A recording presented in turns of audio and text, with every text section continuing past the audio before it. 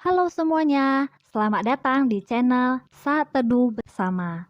Channel ini sengaja dibuat untuk kamu yang mungkin selama ini rindu saat teduh atau merenungkan firman Tuhan, tapi selalu gagal untuk memulainya. Atau belum selesai membaca firman Tuhan sampai habis. Sekarang, kamu bisa memulainya bersama saya. Setiap pasal-pasal yang saya bacakan, kamu juga bisa ikutan membacanya ya. Kita akan sama-sama membaca dan merenungkan firman Tuhan sehari demi sehari sampai menyelesaikan seluruh Alkitab. Tidak lupa juga, saya ingatkan, jika kamu ingin saat teduh bersama setiap harinya, kamu bisa tekan tombol subscribe di bawah ini dan kamu juga bisa sharekan video ini ke teman-teman kamu supaya mereka diberkati. Mari kita mulai saat teduh bersama dengan memperkatakan janji iman atau promise of faith sebagai langkah komitmen kita bersama. Kita baca bersama-sama ya. Dimulai dari versi bahasa Inggrisnya. Kamu sudah siap? Kita mulai. I love my Bible. I read it every day. I meditate it. I just do it. I finish it and repeat it. Saya cinta Alkitab. Saya membacanya setiap hari. Saya merenungkannya. Saya melakukannya. Saya menyelesaikan dan mengulanginya. Mari kita berdoa. Bapa yang baik, sebentar kami mau membaca dan merenungkan firman-Mu. Urapi kami untuk dapat mengerti isi hati-Mu. Di dalam nama Tuhan Yesus, amin. Lukas pasal 5. Penjala ikan menjadi penjala manusia. Pada suatu kali, Yesus berdiri di pantai Danau Genezaret, sedang orang banyak mengerumuni dia hendak mendengarkan firman Allah. Ia melihat dua perahu di tepi pantai, nelayan-nelayannya telah turun dan sedang membasuh jalannya. Ia naik ke dalam salah satu perahu itu, yaitu perahu Simon, dan menyuruh dia supaya menolakkan perahunya sedikit jauh dari pantai. Lalu ia duduk dan mengajar orang banyak dari atas perahu.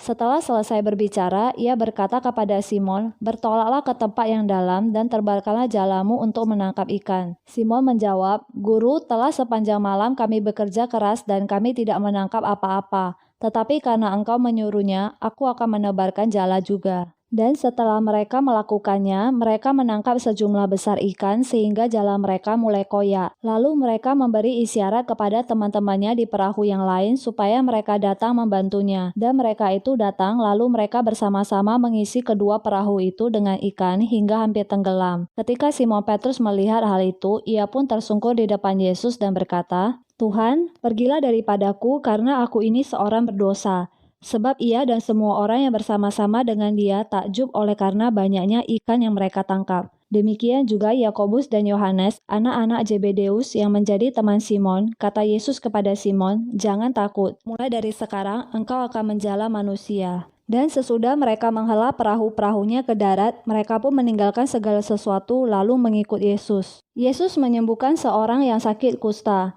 Pada suatu kali, Yesus berada dalam sebuah kota. Di situ ada seorang yang penuh kusta. Ketika ia melihat Yesus, tersungkurlah ia dan memohon, "Tuan, jika Tuan mau, Tuan dapat mentahirkan aku." Lalu Yesus mengulurkan tangannya menjamah orang itu dan berkata, "Aku mau, jadilah engkau tahir." Seketika itu juga lenyaplah penyakit kustanya. Yesus melarang orang itu memberitahukannya kepada siapapun juga dan berkata, "Pergilah, perlihatkanlah dirimu kepada imam dan persembahkanlah untuk pentahiranmu persembahan seperti yang diperintahkan Musa sebagai bukti bagi mereka." Tetapi kabar tentang Yesus makin jauh tersiar dan datanglah orang banyak berbondong-bondong kepadanya untuk mendengar dia dan untuk disembuhkan dari penyakit mereka. Akan tetapi, ia mengundurkan diri ke tempat-tempat yang sunyi dan berdoa. Orang lumpuh disembuhkan. Pada suatu hari ketika Yesus mengajar, ada beberapa orang Farisi dan ahli Taurat duduk mendengarkannya. Mereka datang dari semua desa di Galilea dan Yudea dan dari Yerusalem. Kuasa Tuhan menyertai dia sehingga ia dapat menyembuhkan orang sakit. Lalu datanglah beberapa orang menyusun seorang lumpuh di atas tempat tidur. Mereka berusaha membawa dia masuk dan meletakkannya di hadapan Yesus. Karena mereka tidak dapat membawanya masuk berhubung dengan banyaknya orang di situ, naiklah mereka ke atap rumah, lalu membongkar atap itu, dan menurunkan orang itu dengan tempat tidurnya ke tengah-tengah orang banyak tepat di depan Yesus. Ketika Yesus melihat iman mereka, berkatalah ia, "Hai saudara, dosamu sudah diampuni." Tetapi ahli-ahli Taurat dan orang-orang Farisi berpikir dalam hatinya, siapakah orang yang menghujat Allah ini? Siapakah yang dapat mengampuni dosa selain daripada Allah sendiri? Akan tetapi Yesus mengetahui pikiran mereka, lalu berkata kepada mereka, apakah yang kamu pikirkan dalam hatimu? Manakah lebih mudah, mengatakan dosamu sudah diampuni, atau mengatakan bangunlah dan berjalanlah? Tetapi supaya kamu tahu bahwa di dunia ini anak manusia berkuasa mengampuni dosa. Berkatalah ia kepada orang lumpuh itu, kepadamu kukatakan, bangunlah, angkatlah tempat tidurmu dan pulanglah ke rumahmu.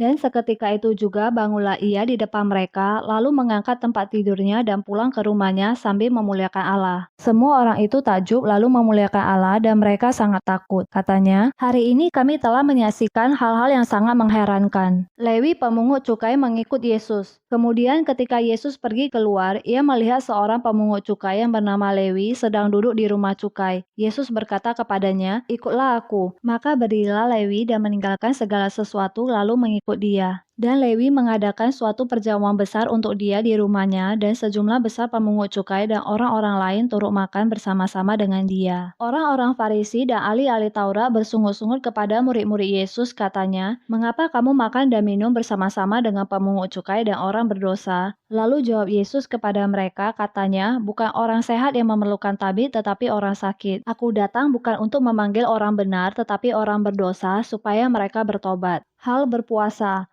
Orang-orang Farisi itu berkata pula kepada Yesus, murid-murid Yohanes sering berpuasa dan sembahyang, demikian juga murid-murid orang Farisi, tetapi murid-muridmu makan dan minum. Jawab Yesus kepada mereka, dapatkah sahabat mempelai laki-laki disuruh berpuasa, sedang mempelai itu bersama mereka? Tetapi akan datang waktunya apabila mempelai itu diambil dari mereka, pada waktu itulah mereka akan berpuasa. Ia mengatakan juga suatu perumpamaan kepada mereka, tidak seorang pun mengoyakkan secarik kain dari baju yang baru untuk menambalkannya pada baju yang tua. Jika demikian, yang baru itu juga akan koyak dan pada yang tua itu tidak akan cocok kain penambal yang dikoyakkan dari yang baru itu. Demikian juga tidak seorang pun mengisikan anggur yang baru ke dalam kantong kulit yang tua. Karena jika demikian, anggur yang baru itu akan mengoyakkan kantong itu dan anggur itu akan terbuang dan kantong itu pun hancur. Tetapi anggur yang baru harus disimpan dalam kantong yang baru pula. Dan tidak seorang pun yang telah minum anggur tua ingin minum anggur yang baru sebab ia akan berkata, anggur yang tua itu baik.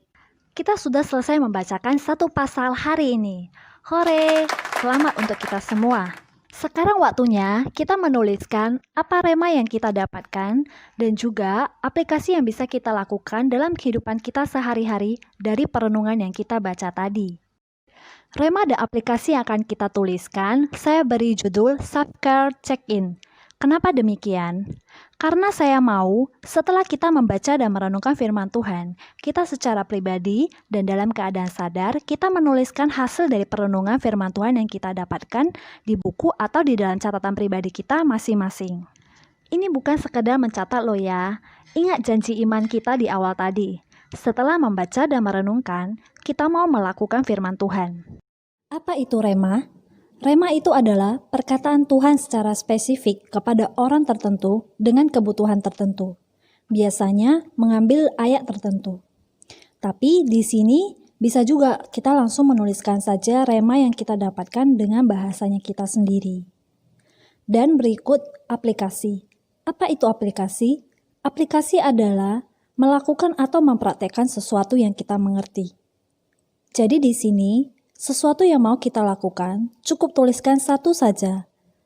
Kalau bisa sejelas atau sedetail mungkin, apa yang mau kita lakukan atau kita ubah dari rema yang kita dapat. Rema yang saya dapatkan dari Lukas pasal ke-5 ada di ayat ke-3 sampai ke-4. Lalu ia duduk dan mengajar orang banyak dari atas perahu. Setelah selesai berbicara, ia berkata kepada Simon, bertolaklah ke tempat yang dalam dan tebarkanlah jalamu untuk menangkap ikan.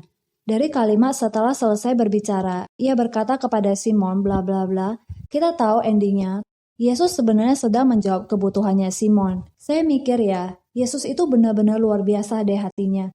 Setelah dia memberi makan firman ke semua jemaat, karena itu yang memang mereka butuhkan, Yesus nggak lupa sama orang yang terdekatnya yaitu murid-muridnya. Yesus juga memperhatikan kebutuhan orang terdekatnya. Aplikasi yang mau saya lakukan adalah penting sekali memperhatikan orang-orang terdekat kita. Mungkin bisa saja itu adalah keluarga kita sendiri. Selama ini kita sibuk dengan kerjaan kita, itu baik sih.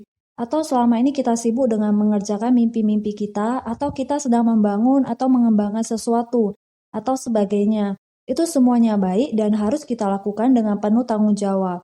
Tapi kita jangan lupa dengan orang-orang yang di sekitar kita, orang-orang yang mencintai kita, orang-orang yang sayang sama kita, mereka itu juga penting. Bahkan bisa dikatakan lebih penting dari semua pencapaian yang nanti kita akan capai. Coba bayangkan, jika kita jadi orang sukses dan kaya raya, tapi kita nggak punya teman atau sahabat atau keluarga yang kita bisa berbagi sukacita dengan mereka.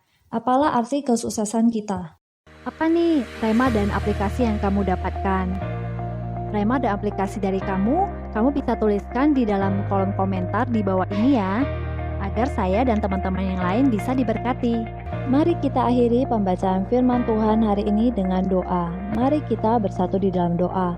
Bapa yang baik, kami sudah selesai membaca firman-Mu dan komitmen yang kami mau lakukan, kiranya Engkau yang bantu kami agar tidak hanya sekedar menuliskan, tapi oleh pengurapan-Mu dan kasih karunia-Mu, kami dapat menghidupi firman-Mu dengan melakukannya. Di dalam nama Tuhan Yesus, amin. Terima kasih.